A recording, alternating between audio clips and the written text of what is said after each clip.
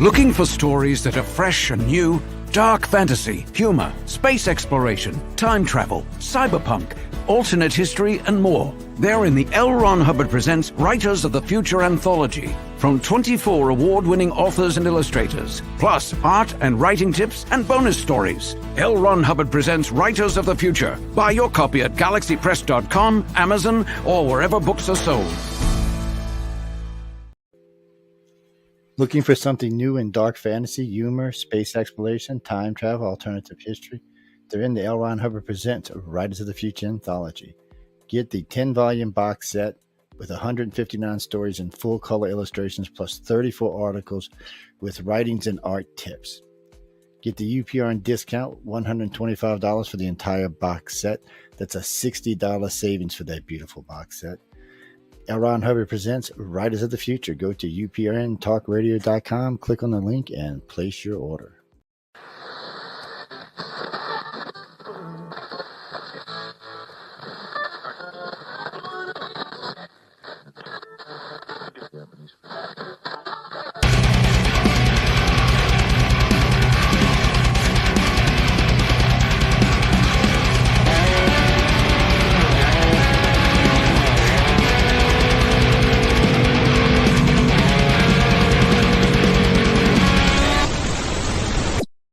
Hey, good evening, everybody, and welcome to my show Into the Night. I'm Sean Kelly. Hi, Cindy. Good to see you.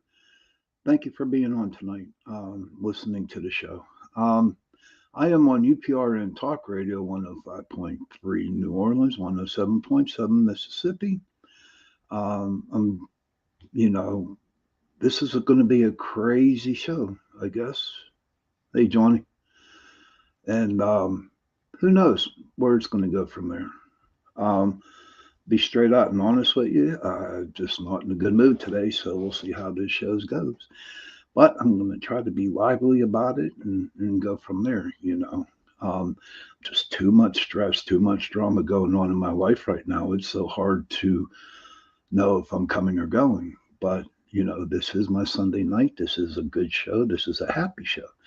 And it's going to be a happy show. I'm just telling you where I am. So if you honestly see if I'm like acting a little mad or not too happy, then I'm just, I'm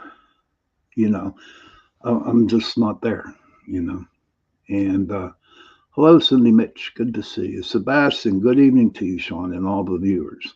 Good evening to you, Sebastian. Thank you for coming in. But, so I have to tell, hello, Virginia. Good to see you. Virginia's seeing through the veil. Kason. Life, yes, I know what you mean. Good to see you, Kason. That's really nice to see the people come into the room tonight. It's just been a lot of craziness going on. Thank you, Cindy. I appreciate it. And, Christmas is right around the corner, okay? And I was listening to some Christmas carols on the radio, okay? And it just seems like I keep hearing Mariah Carey, All I Want for Christmas Is You, okay? And then, what's the one, Santa Baby? I hear that one too, and then I listen to some Trans-Siberian Orchestra Christmas. I don't know if anybody ever seen them, but they are one hell of a group. If you ever get the chance, if they come to your city, honestly, you seriously need to go to and listen to that group because, oh my God, the music is phenomenal. Carol the Bells. Hey, Scotsman, good to see you, pal. Merry Christmas to everybody. Merry Christmas, Sir Squatch. Don't forget, this Tuesday coming up, I have Phil Siracusa, who was on 2 weeks ago, and he talked about his house. I think it's called the Family Cottage. I'm not sure. But, we only had 40 minutes with him, and he was explaining on how He was explaining how he was doing some Ouija board stuff, and all of a sudden, this spirit by the name of Sarah came in, and all kinds of stuff. I mean, it was very, very interesting. Well, I'm going to have Philip on this Tuesday coming up, and he's going to tell us all about the ghost Sarah or the spirit Sarah. And he's going to add on to that, to what he has encountered during his doing the Ouija board stuff. It's going to be an interesting show. I am so looking forward to it, and I really hope to see that everybody come and listen to it, because it's going to be a very, very interesting show. So it's like, so back to the Christmas carols. Yeah. So, it says here, like, there's like some dark Christmas carols, and, it's like, I really was looking into some disturbing Christmas songs, but you know what? There was only one. And, the dummy me, I forgot to write it down. Yes, it has, Sebastian, really quick. Yes, it's definitely going to be exciting, Virginia. Definitely. But and I really couldn't find any. The only one that I found was like written back in 1596 about this king who would kill children, And I read about it, and I'm thinking, I ain't putting this on my show. No, it's not. It wasn't cool. I just didn't want to talk about it, because as I read the research on it, I was just like, nah, that ain't gonna happen. So I was there thinking, what else can I do? What else can I do about the Christmas carols? And I was looking up, and it dawned on me, and I just Googled it, and it says, I Googled the 10 most disturbing Christmas songs. Okay. The 10 most disturbing Christmas songs. Can anybody take a guess out there who's in the chat room and tell me, what do you think one of your disturbing Christmas songs are before we continue to go on? So anybody have any? Does anybody have a song? Because some of these are like really crazy, and some of them I never saw before in my life. And honestly, there's like 2 or 3 on here that I never even heard of. So we're just going to get into it. But I will, on another note, I will tell you that I am going to have a Christmas Eve show. I am. And Baby Santa by Shakira. Oh, okay. I never heard of that one. Okay, I'm going to have to write that one down, check that one out. But I am going to have a Christmas Eve show, and it's going to be from 8 to 9. Maybe I might be able to take it a little longer. I'm not sure. But it's just going to be just like a little get together. Bring your eggnog with you, and if you have any spirits that you want to bring along, bring them on, and we could just talk about Christmas. What our traditions were and stuff like that. And I think it would be interesting, because I know there's going to be a lot of people that aren't going to have no guests or have no family around Christmas Eve. I need a Santa hat. Maybe I might just go out and get one, Virginia. Maybe I might just do that. Need I used to have stockings all the time, and now I can't find them. But my son is 32 years old, and I still have his stocking, and I still stuff it with all kinds of stuff that he needs. So it's like pretty cool. So to the 10 most disturbing Christmas songs. And at number 10, Santa Baby. Yeah. Santa Baby is the 10th disturbing Christmas song, because Madonna sang it, and some other singer back, Kit, something like that, and it was very provocative. when this song came out. And if you actually listen to the song, yes, it's definitely very provocative. And with Madonna singing it, and this other lady who sang it, the original singer on it, come on, it's like, and in the videos, it's like craziness, man, craziness. It's like, okay, so every 21, 23-year-old guy out there is listening to Santa Baby and listening to Mariah Carey's All I Want for Christmas Is You. Holy crap, what a good way of selling a song. You know what I mean? I will tell you this, at 8:30, we are going to have a commercial, a minute and a half of commercials, and then I'll come on for the second 20 minutes or 25 minutes of it. So now, number 9, the number 9 song. Well, you know what? I'm going to type this in, okay? Number 10 was Santa Baby. Okay, so I typed that in there. See? Okay, there we go. So number 9 is I'll Be Home for Christmas. If Only in My Dreams. Now, what this song was about, okay, and this is what I read up, and I can actually see it, where the guy took this song and he kind of like put it to a soldier in the war, okay, where, he would be sitting in a foxhole eating dinners and stuff like that, his beans or whatever, on Christmas night or Christmas Eve. And, that one line, drawing in my, what was it? If Only in My Dreams. And they really believe that him not being home for Christmas. And I can truly, truly understand that.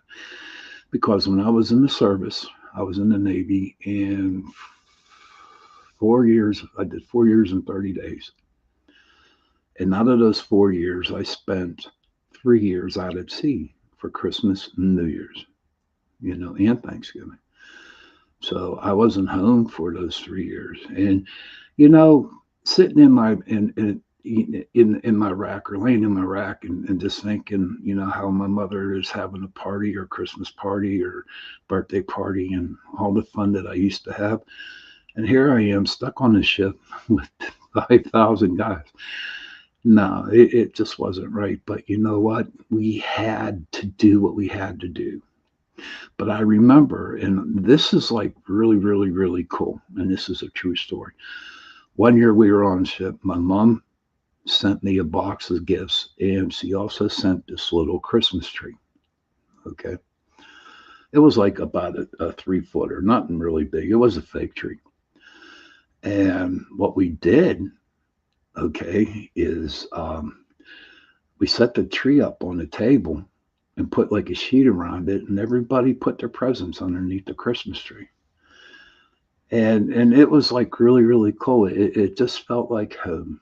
And that guys that are from all over the country, Kason Lee says, and what's that song about a man in the car wrecked dead and singing he's going to be home for Christmas? You know what? Grandma ran over by a reindeer, maybe? That's on the list. But no, it was a cool feeling when we had all our presents underneath the tree on the ship. So number 8, and I never heard of this one before. Maybe somebody can. Thank you, Virginia. I appreciate that. Now, number 8, Do They Know It's Christmas? And it was sung back in 1984 by Boy George. Has anyone ever heard of that song before? I haven't. I haven't heard that song before, and I really didn't have time to listen to it. But it's kind of like an alternative Christmas song, so I really don't know it. No, okay. Anybody else out there that kind of knows what that is? I'd appreciate it if you could do it. Number 7. Here's a crazy one. Christmas with Satan. Yeah. And that's another alternative holiday song. And that was released in 1981. But the way I look at life and the way I look at people, I respect everybody's religion beliefs. I respect what they believe in and what helps them go through. So I do know some people who Luciferians. I do know some, and they're good people. And so I'm not knocking it. I'm not going to get on here and tell you it is wrong to listen to that song and this and that. In fact, I will tell you that I did a show a long time ago on Satan and the devil and all that crap. And it kind of like opened my eyes on that. But if somebody wants to listen to that kind of song, that's fine. You know what I mean? That, more power to them. Kaysen says, to be honest, I like creepy songs than all joy Christmas songs. You know what, Kaysen? You know what? That's cool. Because I work in a supermarket. I'm a meat cutter at a shop and safe. And that's all I hear 8 hours a day, every day, is Christmas songs on the radio. It starts right after Thanksgiving. And they're on like a loop. Everyone knows that the songs are like on the loop. And we know exactly what time the song's going to come up. But go back to All I Want for Christmas Is You, Mariah Carey. She plays every 3 or 4 times. That song plays 3 or 4 times every hour. So, but there are no creepy songs, no creepy songs at all. And as we're going on through the list, I would like to ask everybody out there in the chat room, what's your favorite Christmas movie? Okay, I will tell you. I got 2 of them. Okay. The first one is the original Christmas Carol. Okay. And I put myself as Scrooge, but I'm not Scrooge. But when the ghosts come and visit and they showed me my past, the now, and the future, it kind of rang a bell. But the coolest ghost on that movie, on A Christmas Carol, was Jacob Marley, the very first one.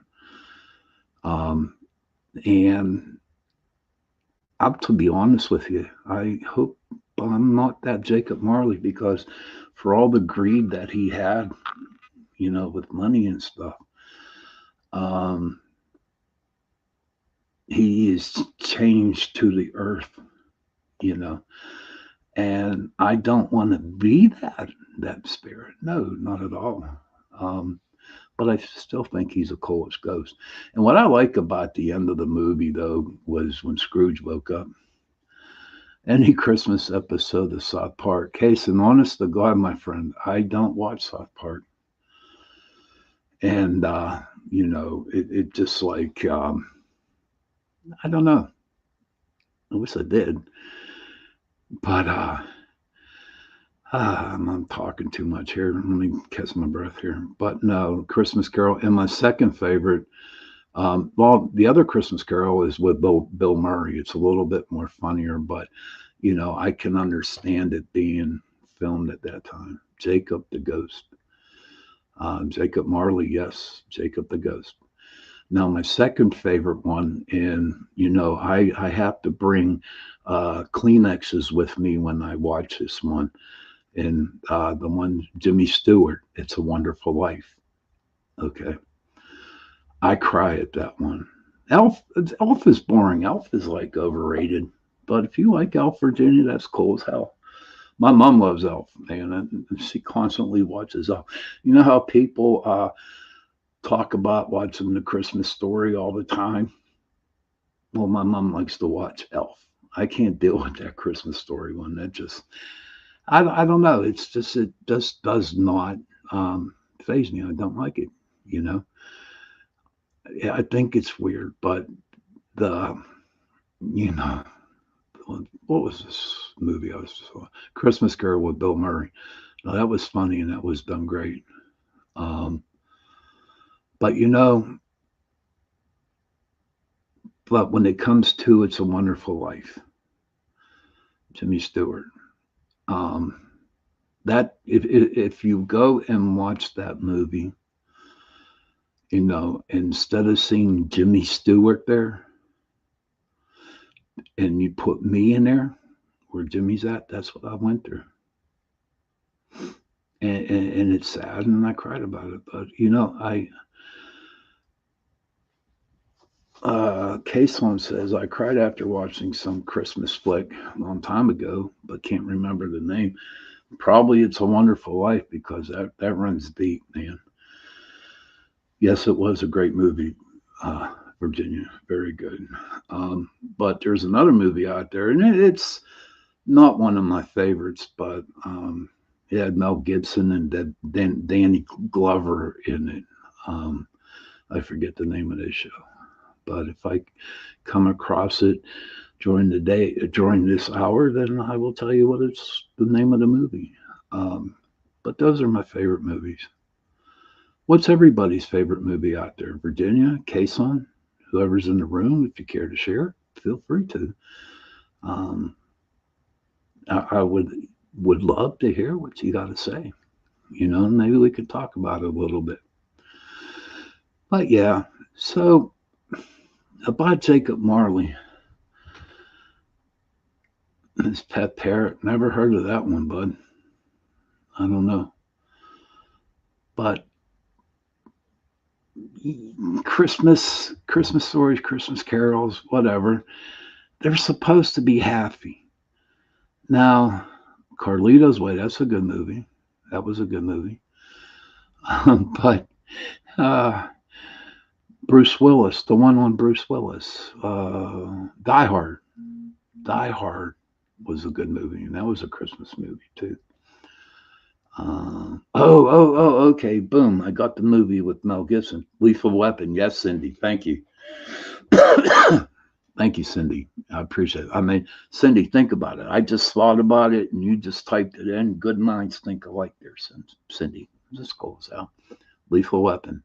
You know, if you watch that movie, don't put me in Mel Gibson's spot, and you know how my life was too. You know, so all I wanted to do was die. But you know, this is a happy show, so we're not going to do it. But Lethal Weapon, I'm glad to hear that. I hope you remember the name of the show there, Kason. I appreciate it. You need to do some impressions. I don't do impressions. I don't think I could, you know, only on St. Patrick's Day when I was drunk, and that was 30 some years ago. So it's like, nah. But, you know, I do make a good Santa Claus, you know, I do make a good Santa Claus. I remember one time, me and my brother went out to dinner, and this was like 4 or 5 years ago. We went out to dinner to a restaurant here in Pittsburgh called Eaton Park. Oh, dumb kid. It's okay, buddy. It's okay. But wait till you hear about this story. And this is a true story. So me and my brother are down at Eaton Park. We're having dinner, and this little boy kept looking over me, okay, over and looking at me. And I'm thinking, what the hell's going on here, you know? He'd smell at me, I'd smell back. And, you know, as we're continue eating the dinner, his grandma got up from the table and she walked over to me and she said, please excuse me, but my grandson thinks you're Santa Claus. I said, whoa, because my beard was like really hot and like, and so I got up and I went over to the little boy. He was handicapped, and I got down on one knee, and that's all he did. He was so happy. I put a smile on that kid's face. And the grandma, even the mom came up and said, thank you. We haven't seen him smile in a very long time. And I will tell you, it was only 2 minutes that I was with the kid. 2 minutes. but every ounce of negativity left my body, everything. And it just made me feel good that I could make this little kid smile. You know what I mean? So I wanted to share that with you. Kason says, how about Last Christmas by George Michael? Yeah, that's a damn depressing song. You know what I mean? That's crazy.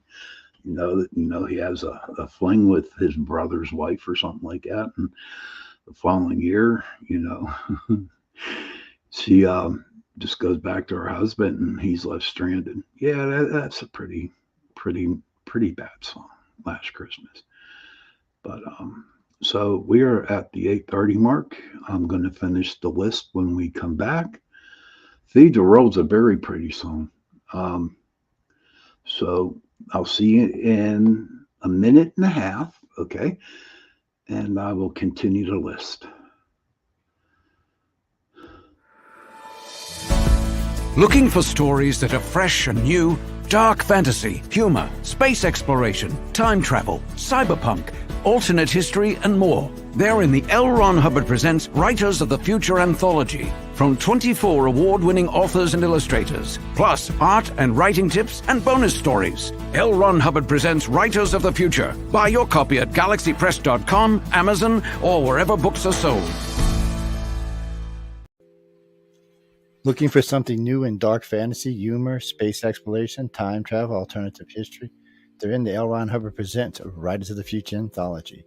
Get the 10-volume box set with 159 stories and full-color illustrations plus 34 articles with writings and art tips. Get the UPRN discount, $125 for the entire box set. That's a $60 savings for that beautiful box set. L. Ron Hubbard Presents Writers of the Future. Go to uprntalkradio.com, click on the link, and place your order.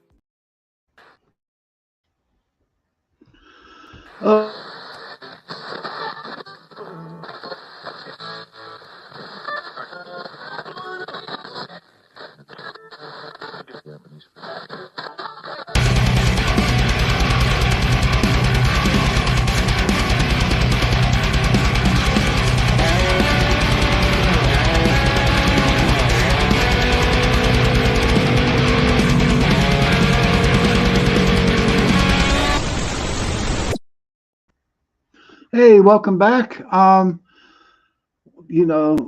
Welcome back. This is a good show. I'm glad to see everybody in the rooms. Virginia, good to see you. Squatch Man, always a pleasure meeting you. I'm glad you're hanging around. So, little updates. Remember, this Tuesday coming up, December 12th, I'm going to have Phil Siracusa again for the hour show, and he's going to continue his story about his the village house and or the family cabin. That's the name of it. I am on UPRN Talk Radio 105.3 New Orleans, 107.7 Mississippi. Okay. Hey, Sabelle, good to see you. Welcome. So back to the songs.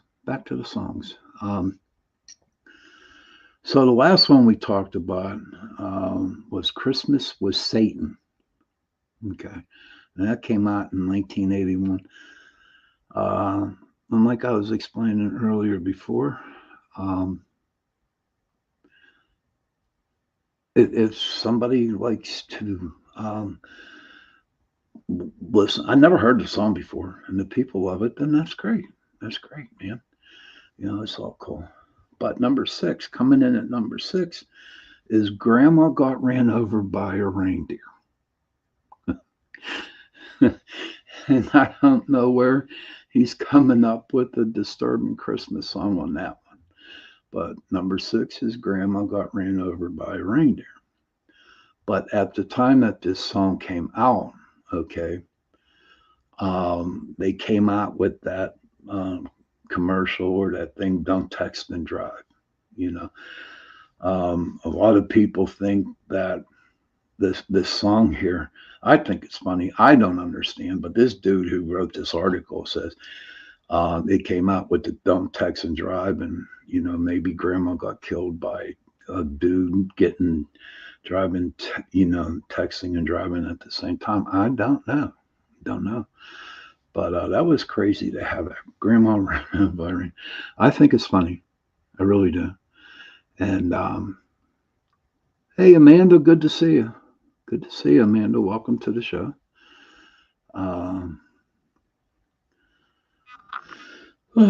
Excuse me. And then now here we go. Number 5. I saw Mommy kissing Santa Claus.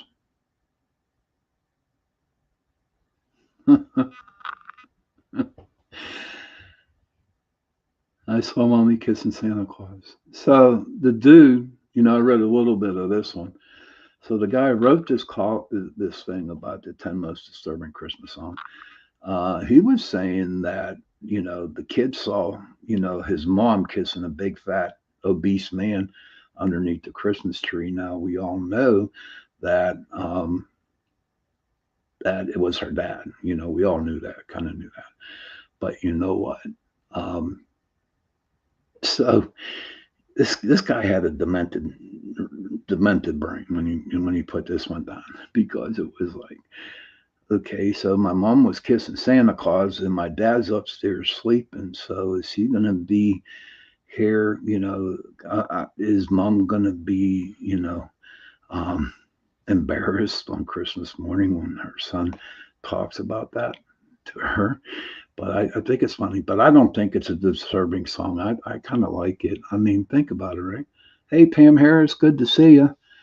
Welcome to the show. But no, how long have we heard that song? I saw Mommy kissing Santa Claus. Many, many, many, many, many times. All right, Johnny, have a good night. Yes, it is, Sybil. Yes, it is. Thank you, Pam. I appreciate it. Thank you very much. So number 4. Oh, now this is crazy. This 4th one. Think about it, right? John Denver sang this when he was a little boy. It says, "Please, Daddy, don't get drunk this Christmas." Pam, that's cool. Pam says, many, many years my dad played Santa. 42 years. That's cool. I played Santa maybe about 4 or 5 times. That was it. But you know what? It was fun when I did it. The only thing I didn't enjoy doing was putting that red suit on, and but watching the kids smile and handing out presents. I used to belong to a group, the Upper St. Clair JCs, and every year we would hold a Christmas party for the unfortunate, kids. And so that was my job, to sit in the chair and pass out presents to kids. And it was pretty cool. I'm a pretty big boy, so I don't need no pillows underneath that uniform of the Santa Claus. But so number 3. Now, okay, question. I have to ask anybody this one. This one was called Backdoor Santa. Anybody ever heard that one? Backdoor Santa. And I'm like, never heard of it. I didn't even want to play it. It was, to me, thank you, Sibel. Appreciate it. Never heard of it. Not at all. And I'm not going to hear it, but I had to put this on. Yeah, man, it really does sound a little weird. Hold on 1 second. Let me see if I can get the wiki on that Backdoor Santa. Just give me a couple minutes. See if I can find it. Here it is. It was sung by Clarence Carter. It's only a 2-minute song. It's crazy. It's crazy, but it is on YouTube. So if you want to watch it, go listen to it. Backdoor Santa. Now, number two, Baby, It's Cold Outside. It's about the woman who wanted to go home, but the husband didn't want her to leave. Now, this was a big controversy song. Okay. They played it. I mean, they played it and played it and played it for the longest time. Then all of a sudden, during I guess the movement that happened at the beginning, like 3 years ago or whatever, they rewrote the song, and they rewrote it, and it had nothing to do with it. It was a lot nicer version of the song. But when I was reading and listening to the controversy on both songs, I mean, come on, it was a Christmas song way before, and we all listened to it. I think there was a movie made out of it. I'm not sure. And but people have to put words, or because they don't like something, they got to change the lyrics on a Christmas song, on a song that was played for almost, I'm just going to say 40 years. And it was like, you don't need to. You just can't keep it the way it was. You have to throw your 2 cents in all the time. So I quit. I didn't listen to the brand new song. I think John Legend wrote it. And sung it. I think John Legend did it. But all I know is that why spoil something that's been around for so long? That's why I look at it. Why spoil it? I grew up on these songs, and I'm okay with it.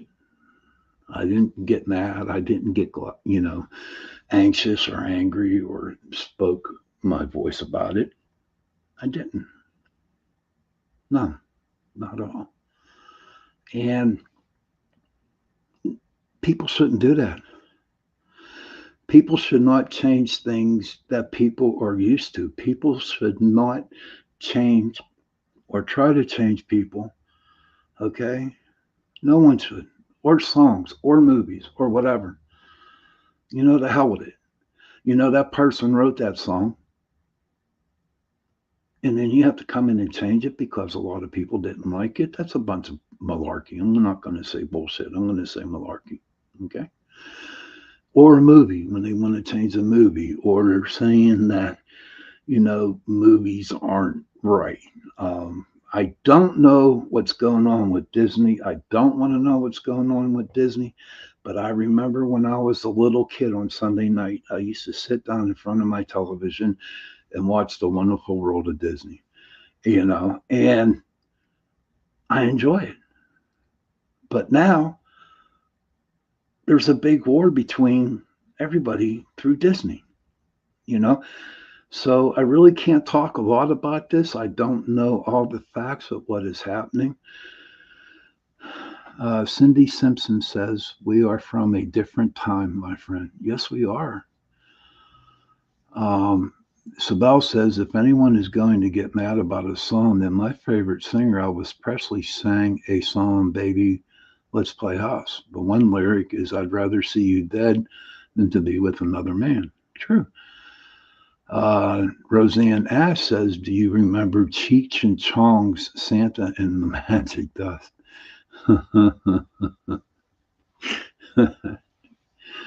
So, I never saw it, but Roseanne, I have to definitely check it out. Thank you for coming on the show. I appreciate it. I really do. In fact, I probably will try to look that up and watch it on YouTube. Case Han says, "Remember the mouse? It's an AVI clip by Disney." No, not at all, buddy. But the hell with what people think. If we enjoy watching what we want to watch, then we're going to watch what we're going to watch. But you know what? Don't take the fun out of.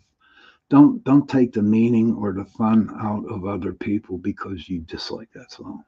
And Sibel got a good part, you know. She understands. Let us enjoy our music. Let us enjoy our time. You know, I mean, my son's 32, 33, and he grew up not what I would be watching. I remember, but what he watched. But his favorite movie was The Wizard of Oz. He loved it. He loved the monkeys. You know what I mean? He loved the monkeys. But it's all he talked about, the monkeys, the monkeys. And then when the monkeys would appear on the show, um, when the monkeys would appear, he'd run into the next room and he said, Daddy, are the monkeys gone? Are the monkeys gone? But that was his favorite. But those are some good times. And another story my son liked was like a crazy killer one was the Leprechaun movie, the Leprechaun movies. Oh, yes. In Jaws, we had to watch Jaws. And every time he heard the music, boom, boom, boom, boom, boom, boom, then he would have to run into the other room because he knew the shark was coming.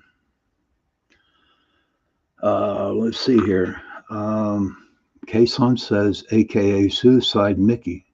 It's on YouTube. No, I have not seen that. Those are good movies. My favorite Disney movie was Lady and the Tramp. Honest to God, it was my favorite Disney movie. God only knows if they decide to try to do something like change something on that. But mine was Lady and the Tramp. Patrick Foster says, why will we do that though? So they can all be banned? True. Yes. Of course. Why would they want to ban everything? And it's like bullcrap. Bullcrap. Oh shit. I cut my finger today at work and it's bleeding like hell. So it's like, but the hell with them. I'm going to watch what I'm going to watch. And that's it. You ain't going to change my mind no matter what. Amanda says, I watched Lady and the Tramp earlier this week. It's too funny. Yes. My favorite part of the show is when he's pushing that meatball over to her. Like, it's like so cool. If I had I would do the same thing if I had a dog nose. My nose is kind of small, so I can't do it. But the number one song that is disturbing, and I really do want to write the Heat Miser.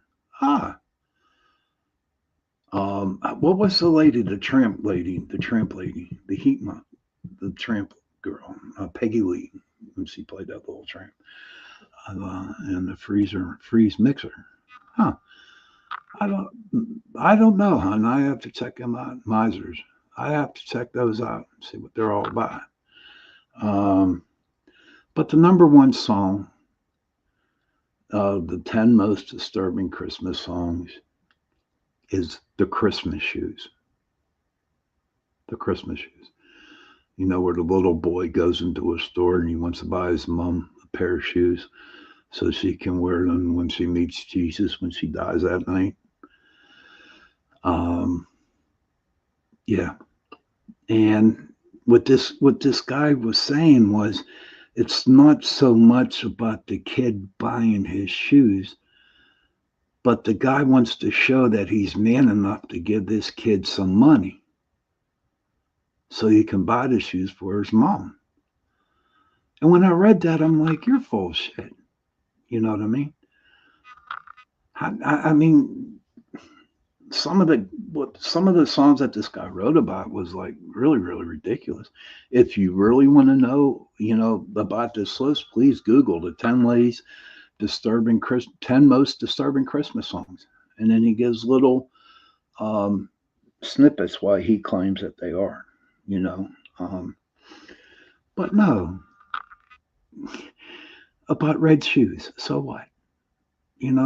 But the guy helped the little kid out. And he didn't do it because he wanted to show the world that he was man enough because he had the money to buy the shoes. Not at all. So, but that's the top 10. No, the 10 most disturbing. Santa Baby, I'll Be Home for Christmas. Do they know it's Christmas? Christmas with Satan. Grandma got ran over by a reindeer. I saw Mommy kissing Santa Claus. Please, Daddy, don't get drunk this Christmas. Backdoor Santa. Baby, it's cold outside. And the number one is the Christmas shoes. Yeah, I saw that movie and I heard that song. I bawl out too when I listened to that song. You know what I mean? But I don't know. I'm just definitely looking forward to hearing. I'm not definitely looking. I have no choice in the matter, but I gotta listen to All I Want for Christmas Is You at least 10 times at work. You know, I just get like really boring all the time, you know. Um, Rocking Around the Christmas Tree, that was another favorite one of mine. The First Noel, God rest you, God rest you, merry gentlemen. Yeah. Um, those were the good ones. I like The First Noel. Green Sleeves, that was a good one. Um, you know, Up on the Rooftop, click, click, click, down with the chimney with old Saint Nick. You know, Jingle Bells, you know, Rudolph the Red-Nosed Reindeer. My God, what do you all think of Rudolph the Red-Nosed Reindeer?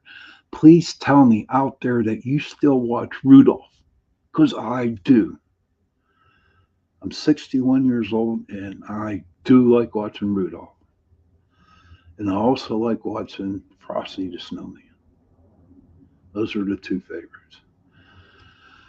Have you ever heard pagans come to? Oh yes, definitely, Sibel. Definitely, yes, I have.